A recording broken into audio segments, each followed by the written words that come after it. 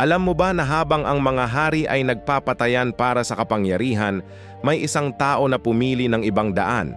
Si Confucius ay nabuhay sa panahon ng gulo sa China.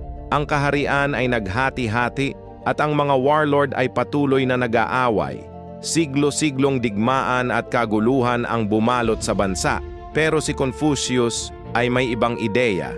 Habang ang lahat ay sumusubok na kontrolin ng iba, siya ay nagturo ng kabaliktaran. Ang tunay na kapayapaan ay hindi nanggagaling sa pagsakop sa iba, kundi sa pagsakop sa sarili mo. Naglakbay siya sa mga hostile na kaharian. Sinusubukan na kumbinsihin ang mga hari na gumamit ng moral leadership sa halip na dahas. Karamihan ay tumanggi sa kanya, kaya naman naging guru na lang siya.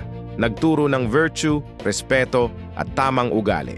Ang kanyang core insight ay revolutionary. Ang lasting na kapayapaan ay nanggagaling sa loob, hindi sa labas. Ngayon, 2,500 taon na ang lumipas. Ang mga digmaang iyon ay tapos na. Pero ang mga aral ni Confucius, buhay pa rin. Napatunayan niya na ang pagbuo ng karunungan sa gitna ng gulo ay mas matibay pa sa anumang military victory.